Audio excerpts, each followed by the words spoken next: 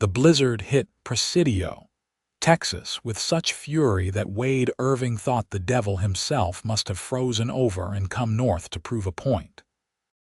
He had been guiding his horse through what should have been manageable winter weather when the storm descended like the wrath of God, transforming the already harsh landscape into a white nightmare that threatened to swallow everything whole.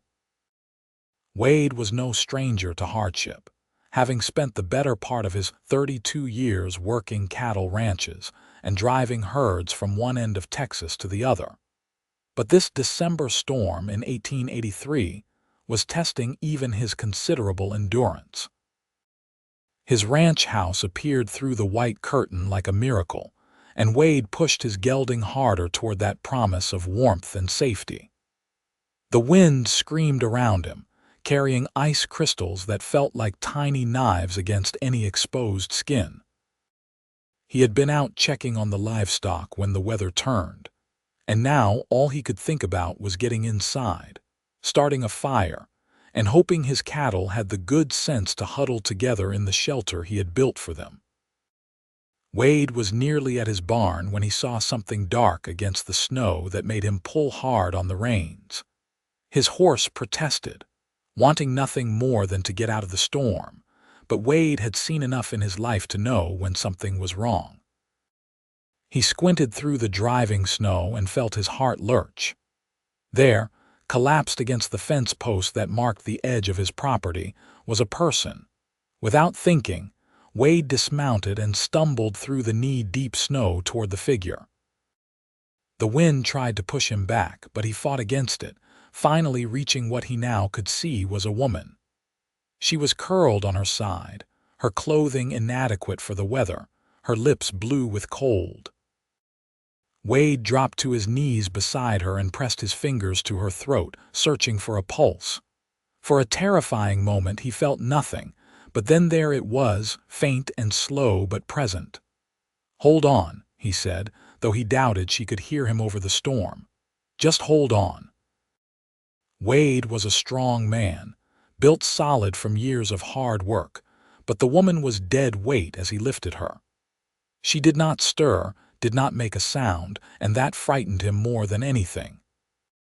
He carried her toward the house, leaving his horse to find its own way to the barn, knowing the animal was smart enough to seek shelter. Getting the door open while holding her was a challenge that nearly defeated him. But Wade managed it, stumbling into his small ranch house with his burden. The interior was cold, the fire having died hours ago, but it was shelter from the wind at least. Wade laid the woman on his bed, the only real bed in the single-room house, and immediately set about starting a fire in the stone fireplace. His hands shook as he worked, whether from cold or fear he could not say. The kindling caught, then the larger logs, and soon warmth began to spread through the room. Wade turned his attention back to the woman and began the careful work of saving her life. Her clothes were wet and frozen, and he knew they had to come off. Wade tried to maintain what modesty he could, averting his eyes as he worked, replacing her frozen garments with his own spare long underwear and wool socks. She was painfully thin beneath those wet clothes, her ribs visible, her face gaunt. This was not just a woman caught in a storm. This was someone who had been starving. Wade wrapped her in every blanket he owned, then carried her closer to the fire. He heated water and used cloths to warm her hands and feet gently, knowing that warming them too quickly could cause damage. All the while, she remained unconscious, her breathing shallow. "Come on," Wade murmured, continuing his ministrations. "You did not survive out there just to die in here. Come on back." It was nearly an hour before she stirred. Her eyelids fluttered, and Wade found himself holding his breath. When her eyes finally opened, they were a startling shade of green, like new grass after spring rain. They were also filled with confusion and fear. "Easy," Wade said softly, keeping his movements slow and unthreatening. "You are safe. You were caught in the storm, but you are safe now." She tried to speak, but her lips were still too cold, the words coming out as an incomprehensible whisper. Wade reached for the warm broth he had prepared, made from the beef stock he always kept on hand. He supported her head gently and brought the cup to her lips. "Just a little at a time," he instructed. "Your body needs to remember what food is." She managed a few sips before her head fell back against his arm, exhausted from even that small effort. But her eyes remained open, watching him with a mixture of wariness and desperate hope that made his chest tighten. "My name is Wade Irving," he told her. "This is my ranch about 3 miles outside Presidio. You are safe here. No one is going to hurt you." Her lips moved again, and this time he caught the words barely audible. "Thank you."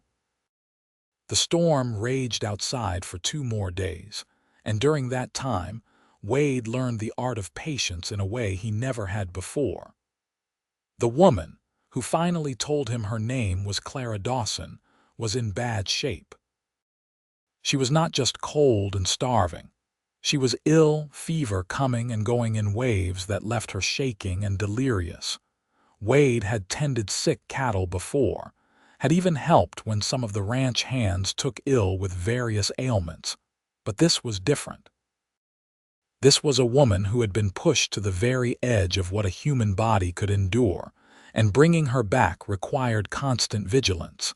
He fed her small amounts of broth every few hours, sometimes having to wake her to do so. When the fever spiked, he bathed her face and arms with cool water. When the chills took her, he added more blankets and kept the fire roaring. He slept in snatches, always on the floor near the bed, waking at the smallest sound in case she needed something. On the second day, when her fever broke and she remained conscious for more than a few minutes at a time, Clara began to talk. Her voice was weak and rough, but the story that came out was one that made Wade's jaw tighten with anger at the world's cruelty. Clara had been traveling with her husband and his brother from Louisiana, heading west to California with dreams of finding a better life. They had been part of a small wagon train, but when her husband and his brother got into a dispute with the wagon master over the pace of travel, they had been forced to leave the group. The 3 of them had continued alone, which Clara had known was foolish but had no power to prevent. Her husband had been a dreamer, she explained, always certain that fortune was just around the next bend. He had been a charming man when she married him at 18, but the years had revealed a restless spirit that could never be satisfied. His brother had been worse, always pushing for them to take risks, to try shortcuts, to ignore warnings from those who knew the land better. When they ran low on supplies outside of Presidio, her husband and his brother had gone into town, leaving Clara with the wagon. They had promised to return within a day. That had been 3 weeks ago. Clara had waited, rationing what little food remained until there was nothing left. She had finally accepted that they were not coming back, that they had either met with disaster or, and this possibility hurt worse, had simply decided that continuing without her would be easier. With no food and no skills for hunting, Clara had started walking toward Presidio, hoping to find work or charity. But the town was farther than she had thought, and she was weaker than she realized. When the storm hit, she had known she was going to die. She had made peace with it in a way, finding that fence post and deciding it was as good a place as any to let go. "But then I woke up here," Clara said, looking at Wade with those green eyes that seemed to see straight through to his soul. "You saved my life." Wade felt uncomfortable with the gratitude in her gaze. Any decent person would have done the same. "That has not been my experience," Clara replied softly. On the 3rd day, the storm finally broke. The sun came out, blindingly bright against all that white, and Wade ventured outside to assess the damage. 3 of his cattle had died, huddled together in a drift, but the rest had survived in the shelter. His horse was fine in the barn, having made it there safely despite being left to its own devices. Wade spent the morning tending to the animals and clearing paths through the snow. The work was exhausting, but it felt good to move, to do something physical after days of the strange intimacy of caring for Clara. He was acutely aware of her presence in his house in a way that both pleased and troubled him. She was another man's wife, even if that man had likely abandoned her. Wade had principles, lines he would not cross, and getting involved with a married woman was high on that list. But there was something about Clara that called to him, something beyond her beauty, which was becoming more apparent as proper food and rest began to restore her. There was a quiet strength in her, a resilience that had kept her alive through circumstances that would have broken many people. When Wade came back inside, stamping snow from his boots, he found Clara sitting up in bed, looking stronger than he had yet seen her. She had managed to braid her dark hair, which hung over one shoulder, and there was color in her cheeks that had nothing to do with fever. "You should not be sitting up yet," Wade said, moving to the fire to warm his hands. "I have been lying down for 3 days," Clara replied. "If I stay there any longer, I will forget how to stand." Wade turned to look at her and found a small smile on her lips. It was the first time he had seen her smile, and the effect was devastating. His heart did something strange in his chest, a skip and flutter that he had not felt in years, maybe ever. "Well, do not push yourself too hard," he said, his voice coming out rougher than intended. "You have been through a lot." "Thanks to you, I am getting through it," Clara said. "I owe you my life, Wade Irving." "You owe me nothing," Wade replied, busying himself with preparing food so he would not have to meet those eyes. Common decency is not a debt, but Clara was not dissuaded. "Then let me work it off anyway. I can cook, clean, mend clothes. I can earn my keep rather than being a burden." Wade wanted to protest, to tell her she was not a burden, but he sensed that Clara needed this. She needed to feel useful, to have some control in a situation where she had been helpless. So he nodded. "When you are strong enough, I would welcome the help. This place could use a woman's touch. I am afraid I am not much for housekeeping."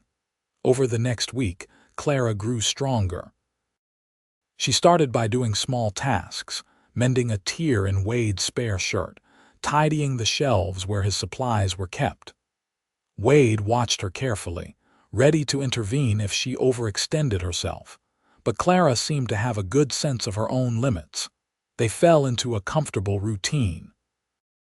Wade would rise early, tend to the animals and do the heavy work around the ranch, while Clara kept the house, prepared meals, and generally brought a sense of order to Wade's somewhat chaotic bachelor existence. In the evenings, they would sit by the fire and talk.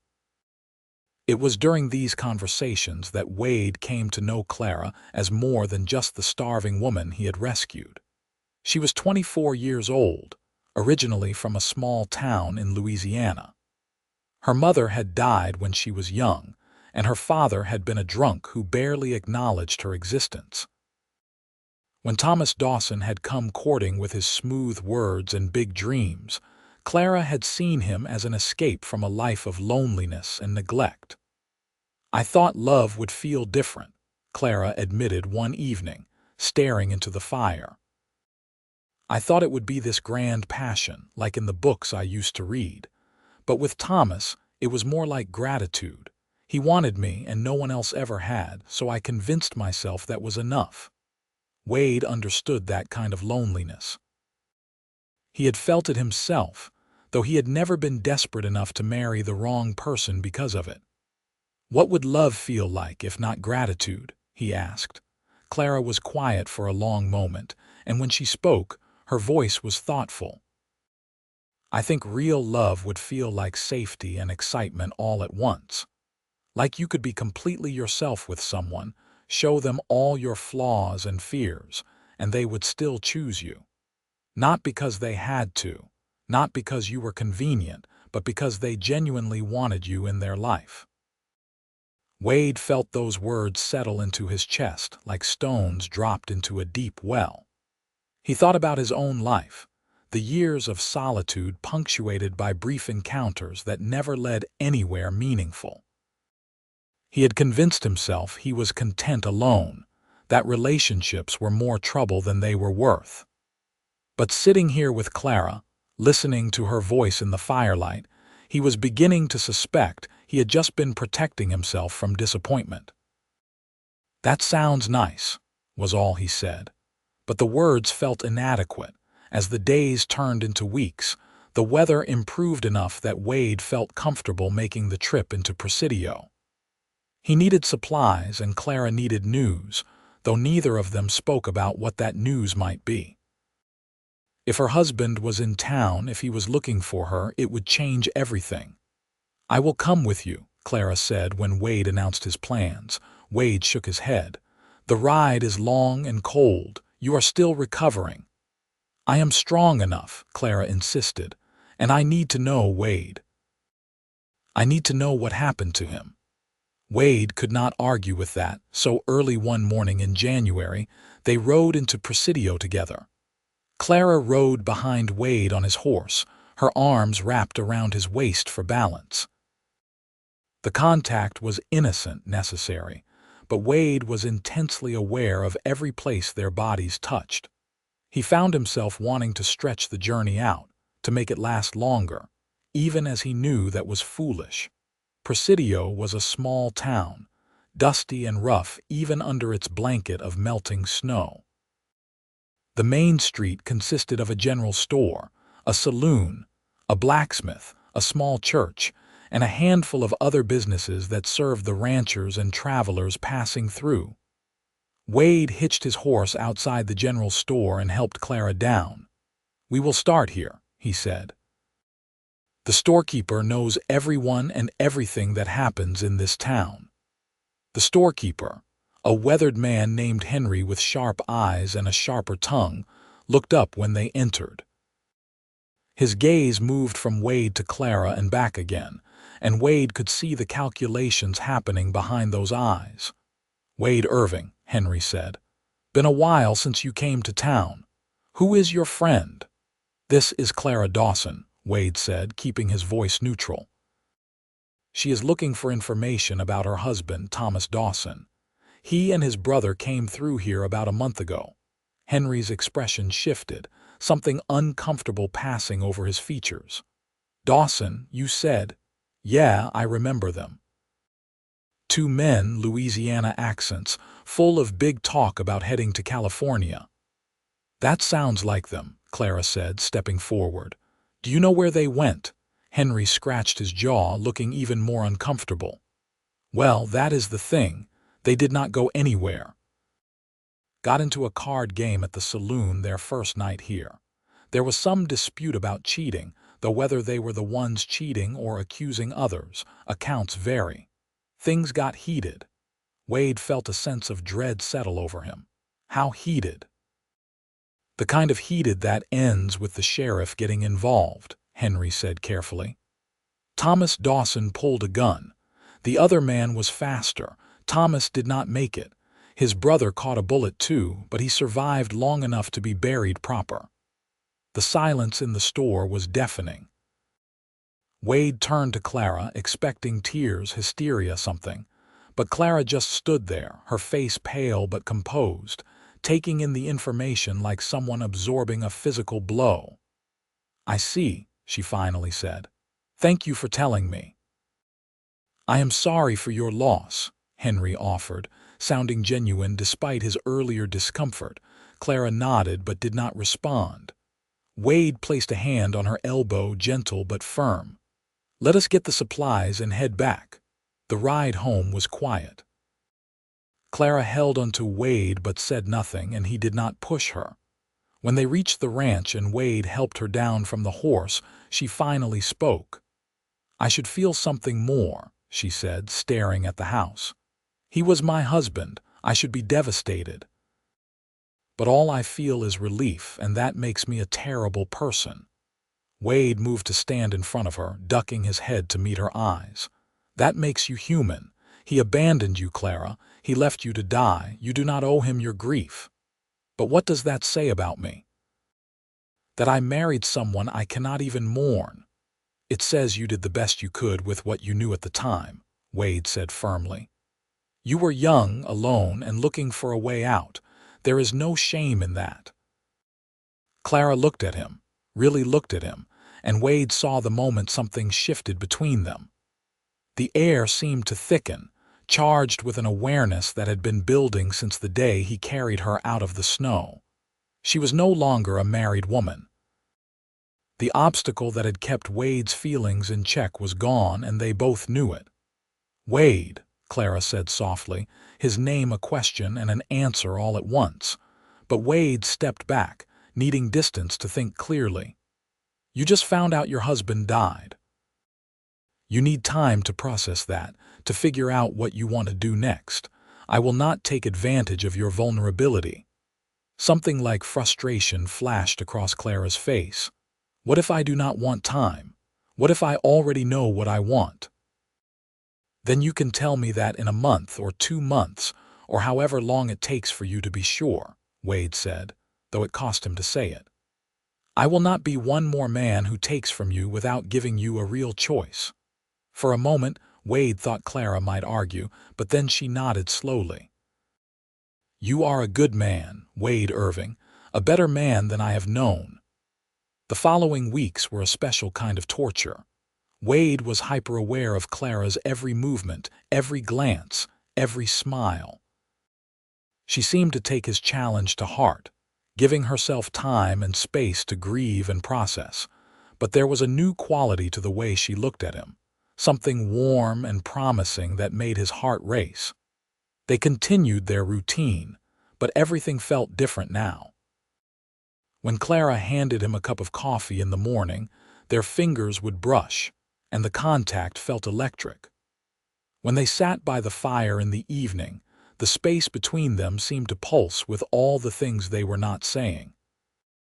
Wade threw himself into work on the ranch, using physical exhaustion as a way to manage the constant ache of wanting. He repaired fences, built a new chicken coop, broke a young horse that he had been putting off dealing with. Clara watched him with those green eyes and said nothing, but Wade could feel her patience wearing thin. It was Clara who finally broke first. One evening in late February, nearly 2 months after learning of Thomas's death, she set down her mending and looked at Wade directly. I have given it time, she said without preamble.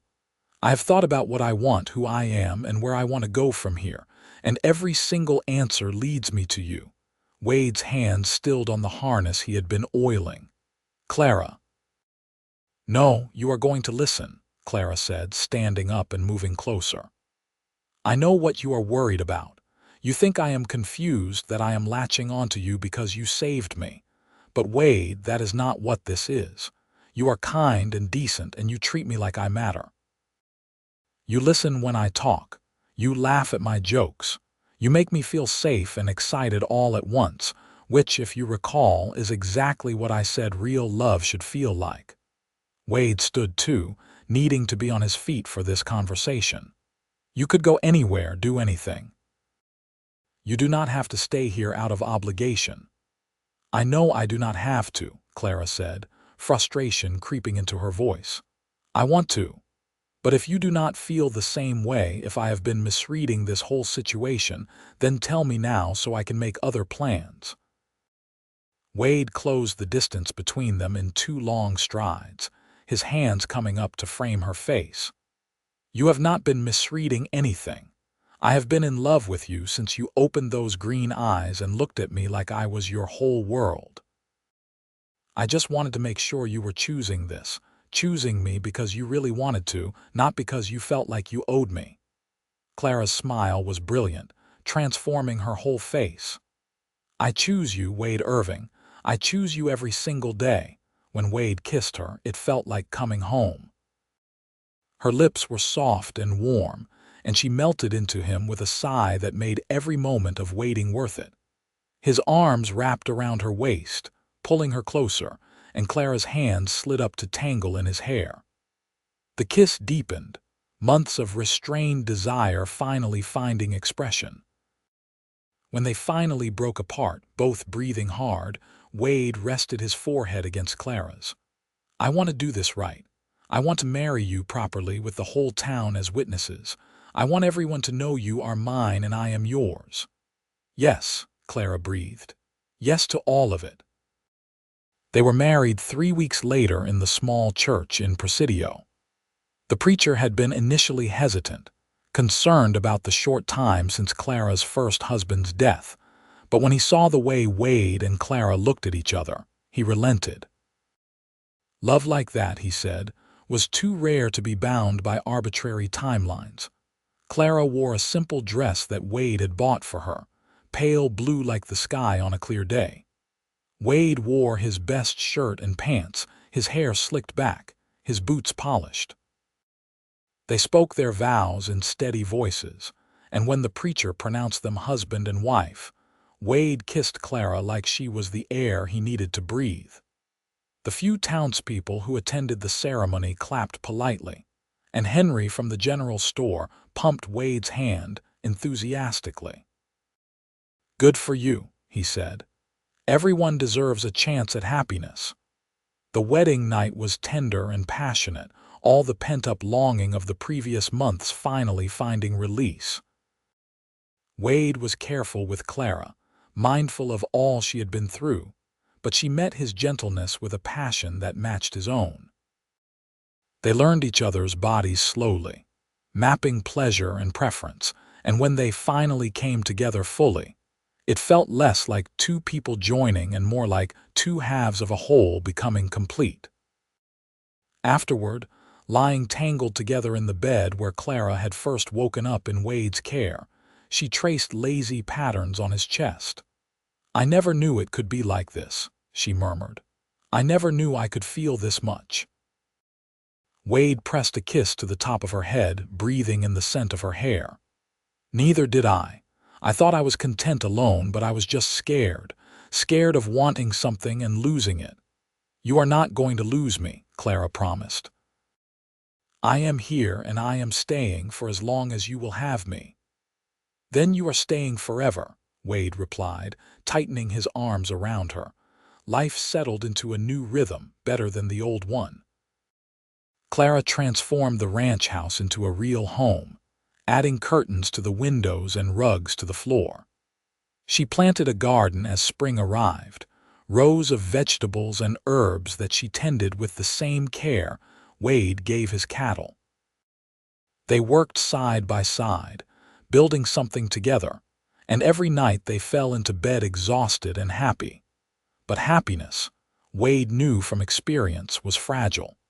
It was tested one afternoon in late May when a group of riders appeared on the road leading to the ranch.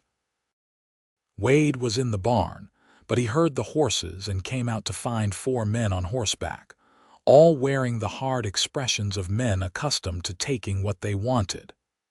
"Help you gentlemen with something?" Wade asked, keeping his voice level even as his hand moved to rest on the gun at his hip. The man in front, a scar running down one cheek, smiled without warmth. "Heard you got yourself a new wife. Heard she used to be married to Tom Dawson." Wade felt ice form in his stomach. "That is right. Tom died months ago. His widow and I married legal and proper." "See, that is interesting," Scarface said, dismounting slowly. The other 3 followed suit. "Because Tom owed me money. Quite a bit of money, as a matter of fact, and by my reckoning his debts passed to his widow." "That is not how the law works," Wade said, though he knew law meant little out here. "Maybe not," Scarface agreed. "But it is how I work. Now, Tom told me before things went bad at that card game that he had a wagon full of supplies and goods stashed somewhere outside town. Said his wife was watching it. I figure those goods belong to me now, payment for Tom's debt." Wade's mind raced.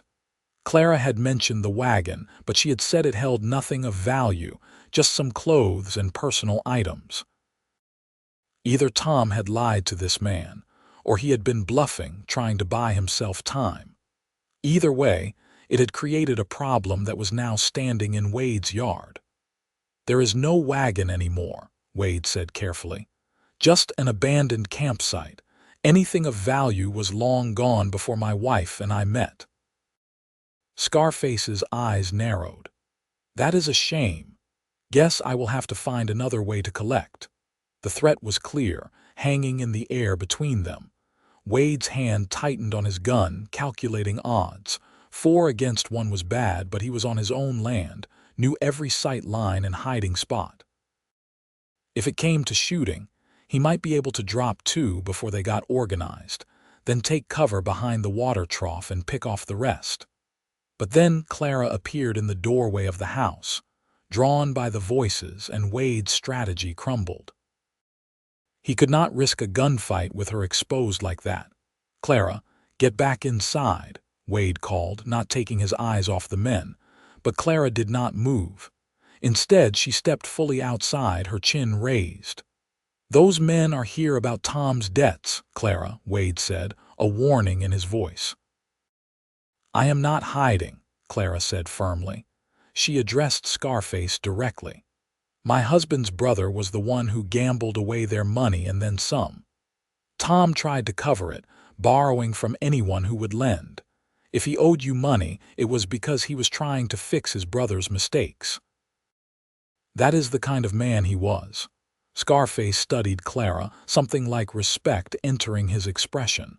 "Pretty speech, but it does not pay what I am owed." "We do not have money," Clara said, "but we have cattle. Take 3 head as payment for the debt." Wade wanted to protest, not because of the cattle, but because he did not want Clara negotiating with dangerous men. But he held his tongue, trusting that she had a plan. Scarface considered this. "Tom owed me $200. 3 head of cattle does not cover that."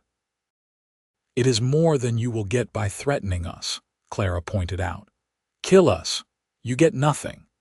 Take us to the law says you get nothing because Tom's debts died with him.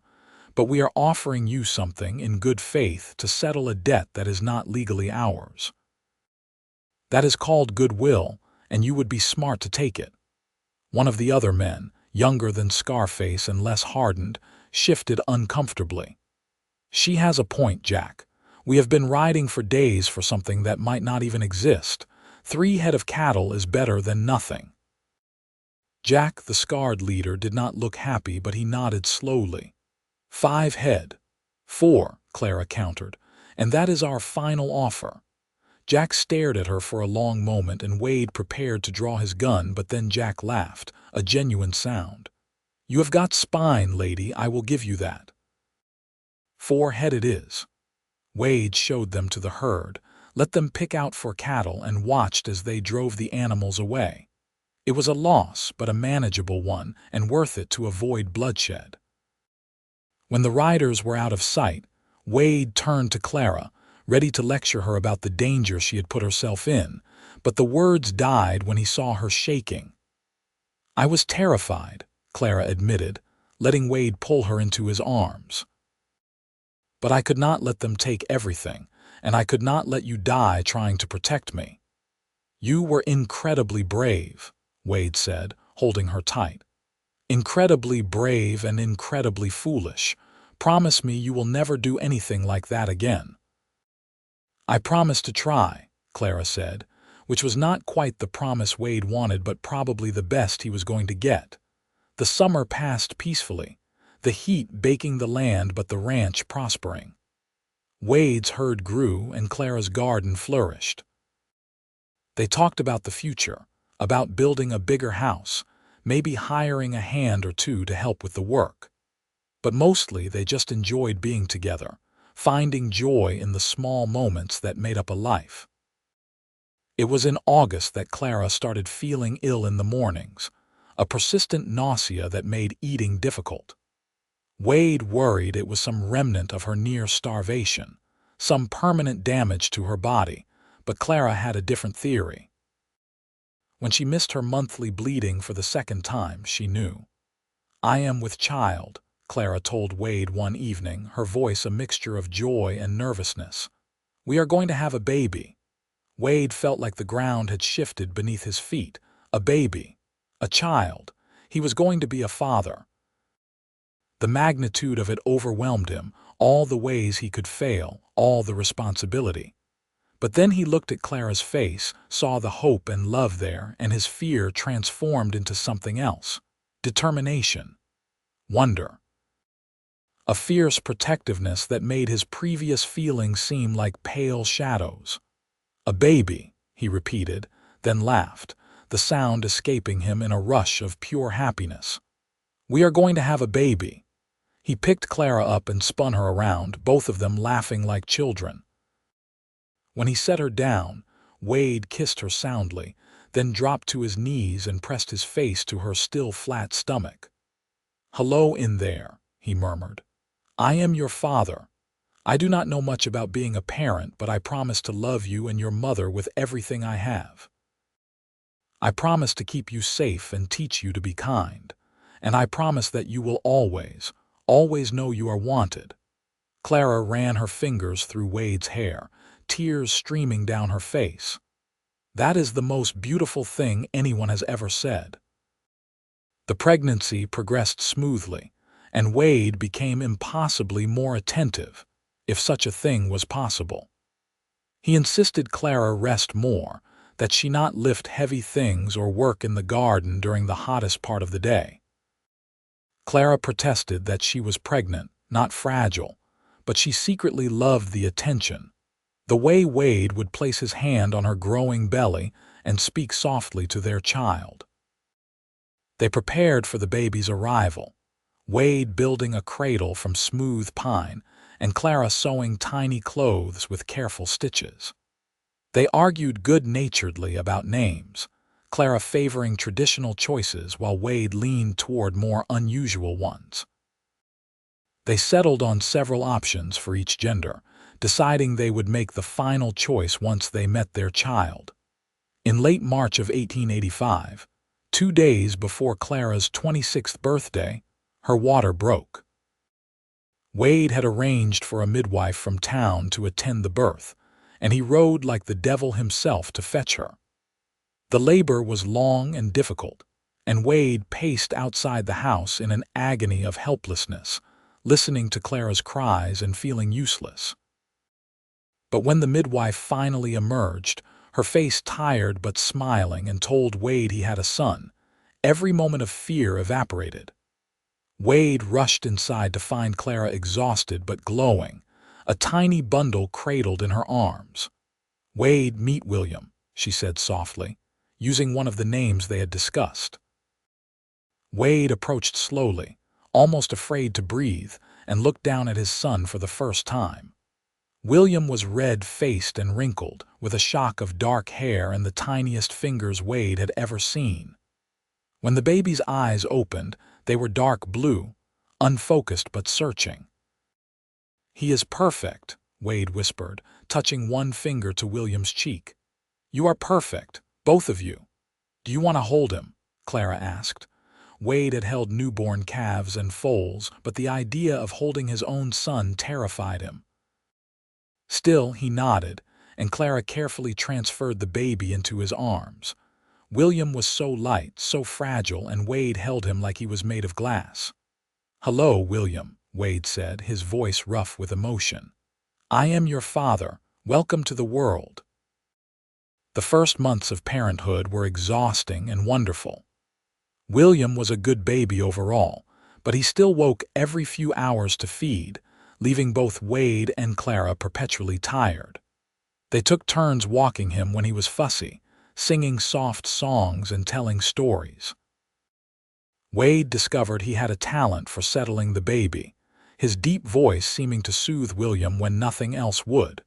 Clara watched her husband with their son and fell in love with him all over again. Wade was tender and patient, never complaining about sleepless nights or disrupted routines. He would talk to William constantly, explaining everything he was doing as if the baby could understand. "You see, this is a bridle," Wade would say, holding up the piece of tack. "When you are older, I will teach you to ride.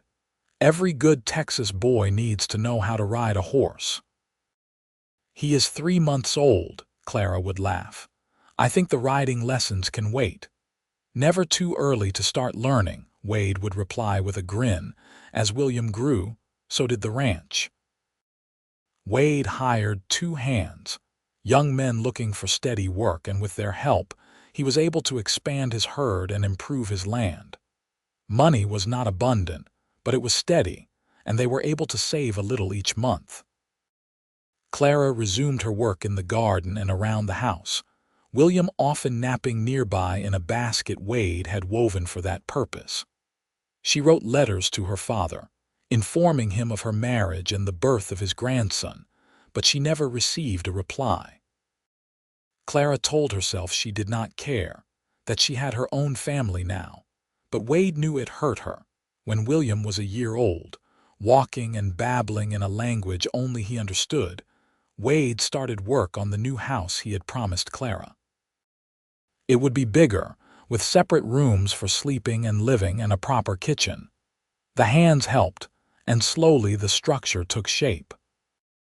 They moved into the new house just before William's 2nd birthday, and Clara cried as she walked through the rooms, touching the walls Wade had built with his own hands. "It is perfect," she told him, wrapping her arms around his waist. "You are perfect."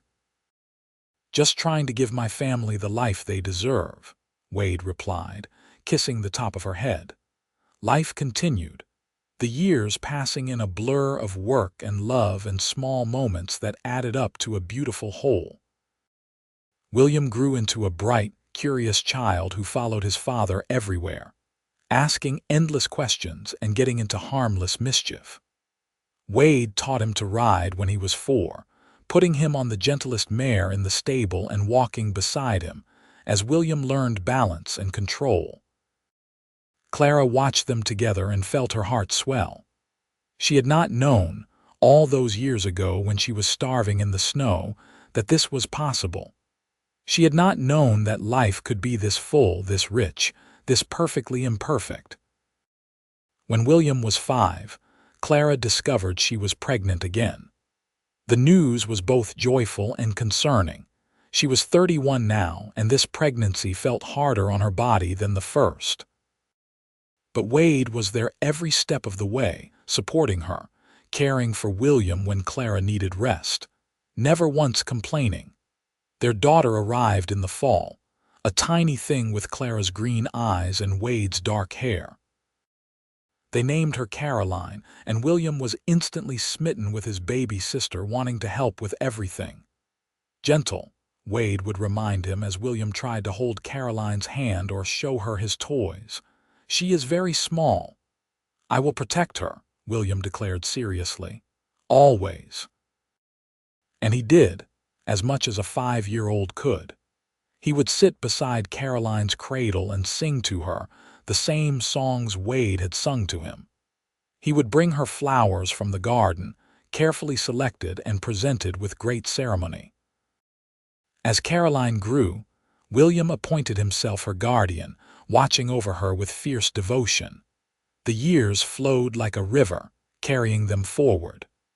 William grew tall and strong, learning the ranch work from his father and helping more each year. Caroline was bright and spirited, equally comfortable in a saddle or a kitchen, refusing to be limited by what people thought a girl should or should not do. Wade and Clara watched their children grow with pride and a touch of melancholy, knowing that childhood was fleeting. But they also grew together, their love deepening with every shared experience, every challenge overcome, every quiet moment at the end of a long day. When William was 15 and Caroline 10, they sat around the dinner table one evening, the conversation flowing easily between them. William was talking about a horse he wanted to break, Caroline was describing a story she had read, and Wade and Clara just listened, content to absorb the sound of their children's voices. Later, after the children had gone to bed, Wade and Clara sat on the porch of their home, watching the stars. It was a clear night, the kind that made the sky seem endless. "You ever think about that day?" Clara asked quietly. "The day you found me in the snow." Wade did not need to ask which day she meant. "I think about it sometimes. How close I came to riding past, to missing you entirely." "But you did not," Clara said, leaning her head on his shoulder. "You saw me. You saved me." "We saved each other," Wade corrected. "I was existing before you, but I was not really living. You taught me what it meant to truly live." Clara tilted her face up to kiss him, soft and sweet. "I love you, Wade Irving, more than I have words to express." "I love you too, Clara Irving," Wade replied. "Every day, in every way, I choose you, just like you chose me." They sat together in comfortable silence, two people who had found each other against impossible odds and built a life that exceeded their wildest dreams. The wind whispered through the grass, carrying the scent of Clara's garden and the distant sound of cattle settling for the night. It was home, real and solid, and theirs. William graduated to full ranch hand by the time he was 18, working alongside his father as an equal. He was a good man, honest and hardworking, with Wade's steady temperament and Clara's quick mind. He courted a girl from town, the daughter of the blacksmith, and Wade gave him advice on love that mostly consisted of "listen to her" and "do not be foolish." Caroline, at 13, was already turning heads with her beauty and spirit. Wade was simultaneously proud and terrified, knowing that soon enough young men would come calling. But he trusted that he and Clara had raised her to know her own worth, to never settle for less than true love and respect. The ranch continued to prosper. Wade had developed a reputation for raising quality cattle, and buyers came from as far away as Fort Worth to purchase from him. He reinvested the profits into the land and his herd, but he also set aside money for William's future and Caroline's education, determined to give his children opportunities he never had. One evening, when Wade was 49 and Clara 43, they sat down with their children for a serious conversation. William was 21 now, engaged to his blacksmith's daughter, and Caroline was 16, smart as a whip and dreaming of becoming a teacher. "Your mother and I have been talking," Wade began, looking at his children's curious faces. "This ranch has done well for us, better than I ever dared hope, and it is time to think about the future. William, when you marry Sarah, we want to give you the north section of the ranch," Clara continued. "Enough land to build your own house and start your own herd. It will still be part of the family operation, but it will be yours." William's eyes went wide. "Father, Mother, I cannot accept that." "You can and you will," Wade said firmly. "A man needs something of his own to take pride in. This ranch was built for family, and that means you.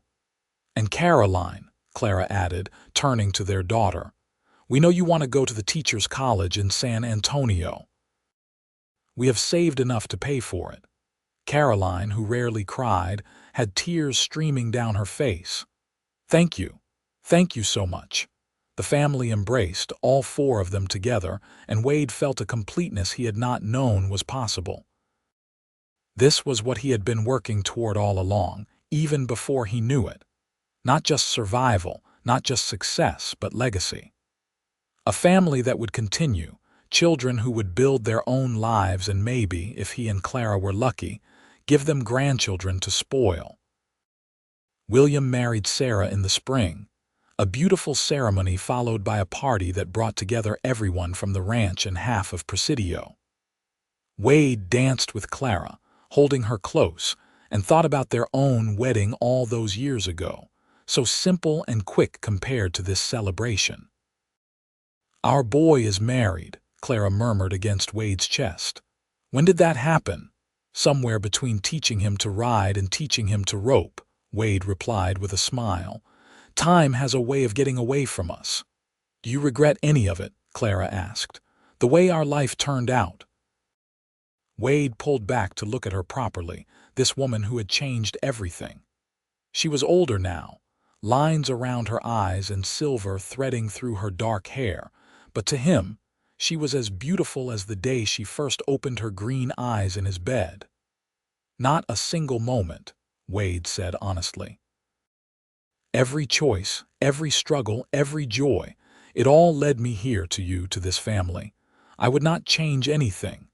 Clara smiled, that brilliant smile that still made his heart skip. Neither would I. Caroline left for college in the fall, and the house felt empty without her bright presence. Wade and Clara adjusted to the quiet, finding new rhythms as empty nesters. They took long rides together, just the two of them, exploring parts of the ranch they had not visited in years. They talked about everything and nothing, comfortable in the kind of silence that only comes from decades of partnership.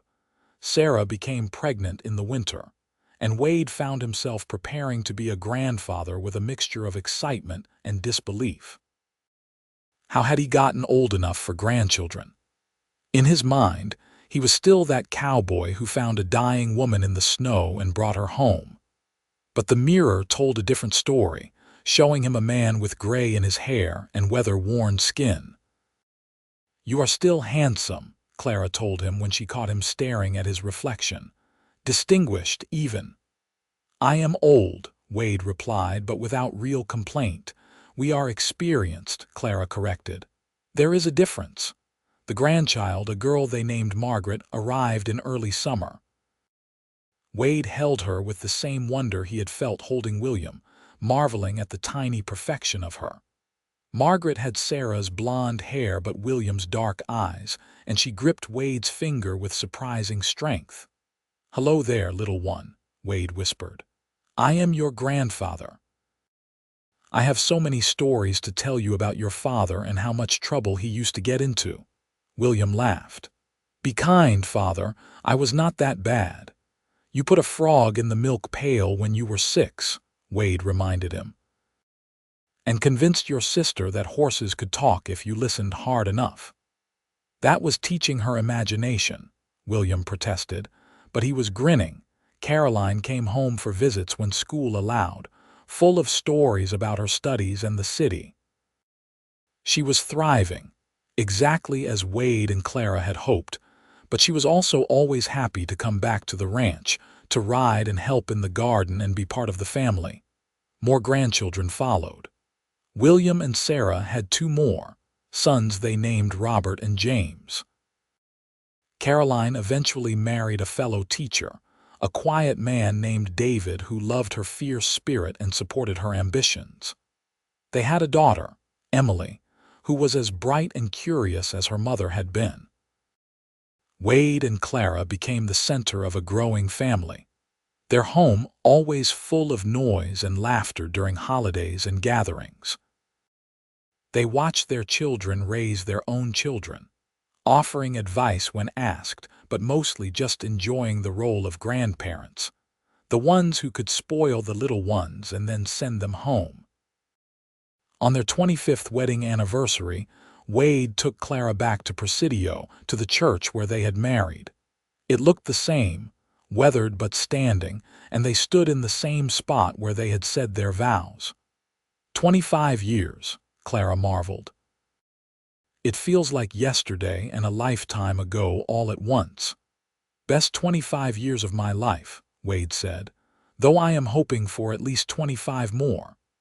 "That is a lot to ask at our age," Clara teased, but her eyes were serious. "But I will take every moment I can get with you." They renewed their vows right there, with no one but the old church as witness, promising again to love and cherish each other for whatever time they had left. The words were the same as they had been decades ago, but they carried more weight now, seasoned by experience and deepened by years of keeping those promises. Life continued its inevitable march forward. Wade's body began to show the wear of decades of hard work. his joints stiff on cold mornings, his hands not quite as steady as they once were. But he still rose before dawn, still checked on the cattle, still did his share of the work. Clara developed a cough one winter that worried Wade terribly, but with rest and care it passed, leaving her weakened but recovering. They talked more about the past as they aged, sharing memories and filling in details they had forgotten. Clara told Wade about her childhood, the loneliness and hunger that had shaped her. Wade spoke about his own upbringing, raised by a father who was harsh and unloving, and how he had promised himself he would be different if he ever had children. "You succeeded," Clara assured him. "William and Caroline know they are loved. Our grandchildren know they are loved. You broke that cycle, Wade." "We broke it," Wade corrected. "I could not have done it without you." On a warm evening in May, when Wade was 62 and Clara 56, they sat on their porch watching the sunset.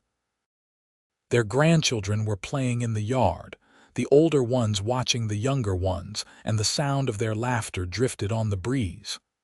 "This is what happiness looks like," Clara said softly. "Right here, right now."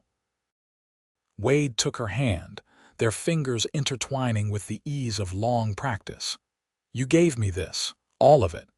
I was alone and did not even know I was lonely until you showed me what I was missing." "You gave me life," Clara replied, "literally and figuratively. I was dying in that snow and you saved me. And then you gave me a life worth living, filled with love and purpose and joy. Everything good I have is because you stopped that day, because you cared enough to help a stranger." "Best decision I ever made," Wade said, his voice thick with emotion. They sat together as the sun dipped below the horizon, painting the sky in shades of orange and pink and purple. The grandchildren eventually tired themselves out and came to sit with their grandparents, the smallest ones climbing into laps, the older ones settling on the porch steps. William arrived with Sarah to collect their brood, and Caroline came with David and Emily. They all stayed for a while, no one quite ready to leave, drawn by the sense of peace and contentment that always seemed to surround Wade and Clara. "Tell us the story," Margaret requested, now a 10-year-old with her grandfather's love of tales. "About how you and grandmother met." Wade and Clara exchanged glances, a whole conversation happening in that look. They had told this story before many times, but it never got old. If anything, it became more precious with each telling, a reminder of how fragile and beautiful life could be.